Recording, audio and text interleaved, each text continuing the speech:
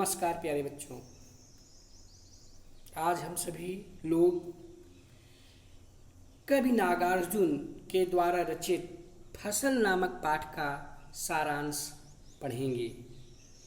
फसल नामक सारांश यह नागार्जुन के द्वारा रचित है।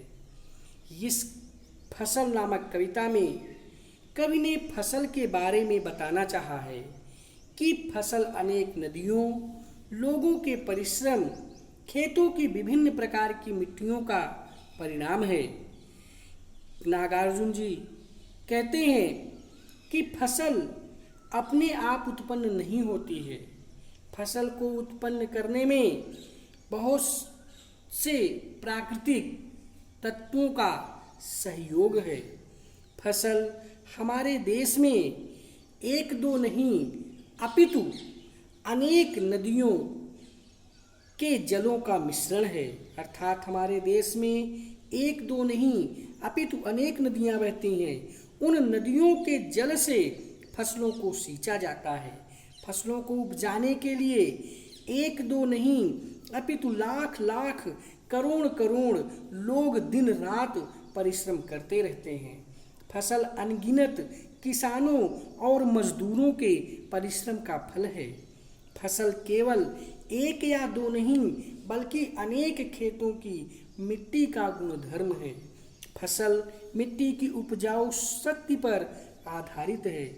इस प्रकार फसल स्वयं उत्पन्न न होकर नदियों के जल, किसानों के परिश्रम और खेतों की अनेक प्रकार की मिट्टियों का परिणाम होती है।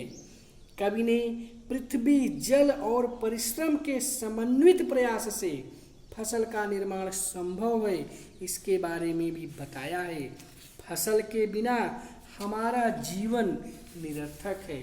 अर्थात वायु, जल, आकाश, पृथ्वी और अग्नि, ये जो पंच महाभूत हैं, इन पंच महाभूतों के सहयोग से ही फसल का निर्माण होता है।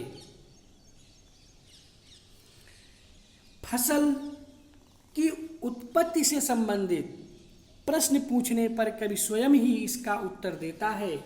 कवि कहता है कि फसल स्वयं उत्पन्न होने वाली कोई विशेष वस्तु नहीं है। इसके निर्माण में अनेक तत्व सहायक हैं। फसल पर विभिन्न नदियों के अमृत तुल्य जल का प्रभाव है। अनेक किसान मजदूरों के दिन रात अथक परिश्रम का फल है। अनेक प्रकार की भूरी, काली, चंदन जैसी मिट्टियों की उर्वरता का प्रभाव है। सूर्य के प्रकाश और हवाओं के बहाव का भी फसलों के निर्माण में विशेष योगदान है। ये सभी तत्व फसल निर्माण में सहायक बनते हैं।